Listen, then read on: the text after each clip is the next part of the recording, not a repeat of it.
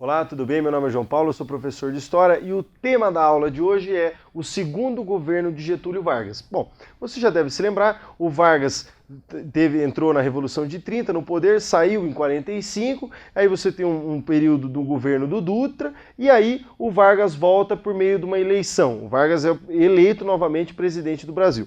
Bom, como que o Vargas fez para ser eleito e como que foi esse governo, esse segundo governo do Getúlio Vargas? Bom, primeiro ele vai buscar apoio nos estados. Ele vai até os estados fazendo alianças com os governadores, com deputados, prefeitos, vereadores, para buscar apagar a sua imagem de ditador.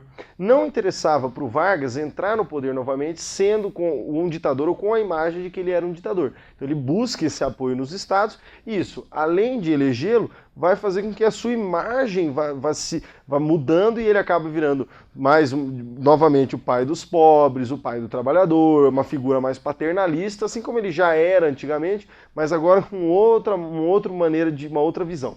Bom, outra coisa que ele faz é o apelo à massa dos trabalhadores. Aquilo que ele sempre fez, medidas para os trabalhadores, criação da CLT e assim por diante, ele vai novamente apoiar os trabalhadores e vai apelar para eles, vai falar para eles, eu vou governar para vocês, eu quero vocês são a base do meu governo. Bom, só que o segundo governo Vargas, ele tem uma pequena contradição.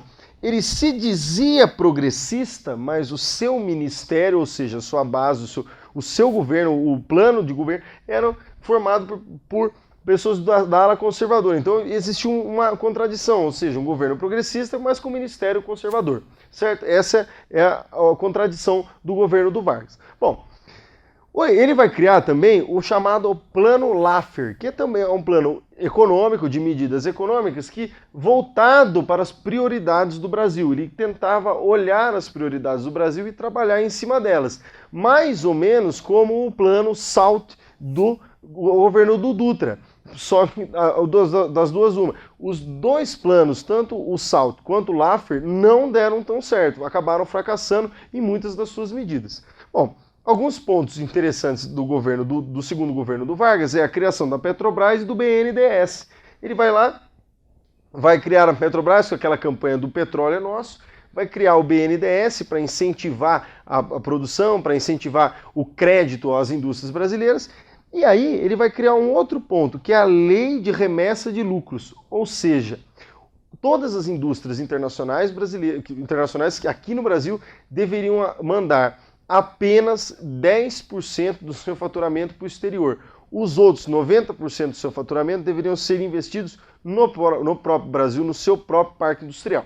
Bom, um outro ponto, que aí é um ponto que agrada a massa trabalhadora, é o aumento do salário mínimo. Ele vai aumentar em 100% o salário mínimo. Ele vai dobrar esse salário mínimo para agradar o trabalhador. Porque o trabalhador, na época do governo do Dutra e no final do próprio governo do Vargas, ele foi constantemente sacrificado com arroxo salarial, congelamento de salários, e aí o Vargas vai criar uma medida que aumenta o salário mínimo.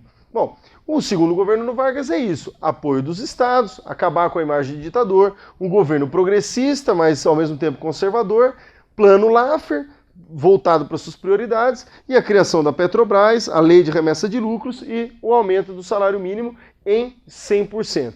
Muito obrigado.